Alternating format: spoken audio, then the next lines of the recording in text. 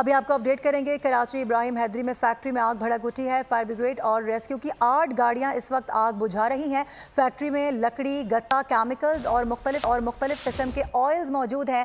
आतिशज़दगी और धमाके के बायस फैक्ट्री की छत गिर गई है। अफसोसनाक वाक़या रिपोर्ट हुआ है। मनाजिर देखे जा सकते हैं, धुएं के बादल किस तरह से बुलंद हो रहे हैं वो भी देखा जा सकता है। खुरम गुलजार से बात करेंगे। खुरम, फुटेजेस से ये अंदाज़ा हो रहा है कि बड़ी नौयत की आग है। बिल्कुल, आग लगने की इत्तला जब फायर ब्रिगेड को मौसूल, इब्तदाई तौर पर 2 गाड़ियां फायर ब्रिगेड की आई, लेकिन आग की शिद्दत को देखते हुए मजीद फायर ब्रिगेड की गाड़ियां तलब की गई।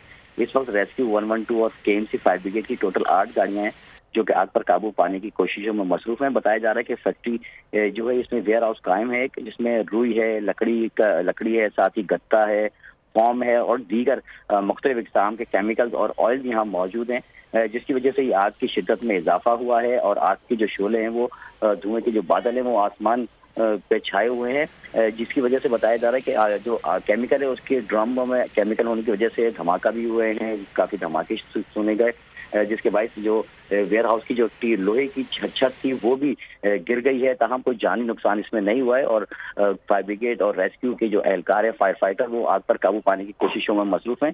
चीफ फायर अफसर जफर खान से हमारी बात हुई, उनका बताना है कि आग जो है वो कंट्रोल में और आग को मजीद फैलने से रोक दिया गया है। ताहम आग बुझने में कितना वक्त दरकार है ये बताना मुमकिन नहीं है, लेकिन आग लगने की वजह भी सामने नहीं आ सकी है। सही, ठीक है, अपडेट कर रहे थे आप, बहुत शुक्रिया आपका। सब्सक्राइब करें और बेल दबाएं ताकि कोई खबर रह न जाए।